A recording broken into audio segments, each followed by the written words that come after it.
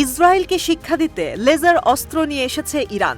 গেল ৪ অক্টোবর শুক্রবার দেশটির কয়েকটি স্থানে সন্ধান মেলে লেজার ডিরেক্টিভ এনার্জি ওয়েপন সিস্টেমের, যা নিমিষেই অকার্যকর, এমনকি ধ্বংস করতে পারে লাখো ডলারের ড্রোনকে।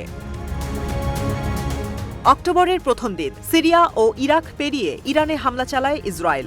এর ৩ দিন পর জনসম্মুখে ভাষণ দেন দেশটির সর্বোচ্চ ধর্মীয় নেতা আয়াতুল্লাহ আলী খামেনি। প্রতিশ্রুতি দেন হামাস কিংবা হিজবুল্লাহর বিরুদ্ধে ইসরায়েলকে জয়লাভ করতে দেবে না ইরান।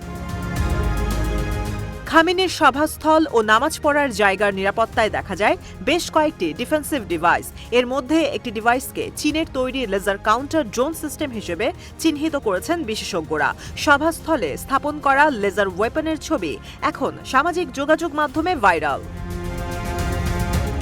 বিশেষজ্ঞদের দাবি, বিশেষ এই কাউন্টার ড্রোন সিস্টেমটি চীনের তৈরি শেননাং শিল্ড, যা পরিচিত সাইলেন্ট হান্টার লেজার ওয়েপন নামে। ২০২২ সালের সর্বপ্রথম জুহাই এয়ার শোতে এই ওয়েপন প্রদর্শন করে শি জিনপিং সরকার। সাইলেন্ট হান্টার নামের এই লেজার সিস্টেম ভূমির কাছাকাছি উঠতে থাকা টার্গেট ধ্বংসে বিশেষভাবে পারদর্শী। এটি লো অল্টিটিউড লেজার ডিফেন্স সিস্টেম বা লাস ক্যাটাগরির অন্তর্ভুক্ত।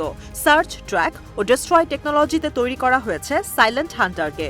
বিদ্যুতের মাধ্যমে লেজার তৈরি করে এই সিস্টেম, যার পাওয়ার আউটপুট রেঞ্জ ৩০ থেকে ১০০ কিলোওয়াট। সাইলেন্ট হান্টারের বিশেষ ফিচারের মধ্যে অন্যতম এর অপারেশনাল রেঞ্জ। আলোকরশ্মির মাধ্যমে সর্বোচ্চ ৪ কিলোমিটার দূরের বস্তুকে ধ্বংস করতে সক্ষম এই লেজার ওয়েপন ৮০০ মিটার দূরত্বে ১০ মিলিমিটার মোটা স্টিলকেও ভেদ করতে পারে শক্তিশালী এই লেজার। তাই শত্রুর আর্মড টার্গেট সাইলেন্ট হান্টারের সামনে যেন মামুলি টার্গেট।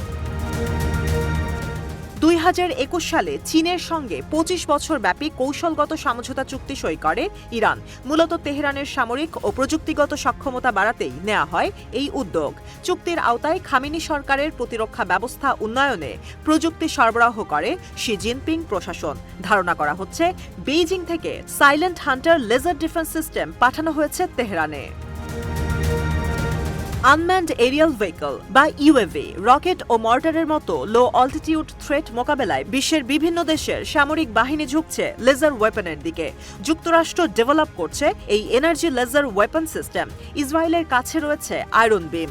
একই ধরনের অস্ত্র তৈরির চেষ্টা করছে জার্মানি। তাই আকাশ প্রতিরক্ষা ব্যবস্থায় সাইলেন্ট হান্টার যুক্ত হওয়ায় বৈশ্বিক পরাশক্তিদের চেয়ে এক ধাপ এগিয়ে থাকবে ইরান।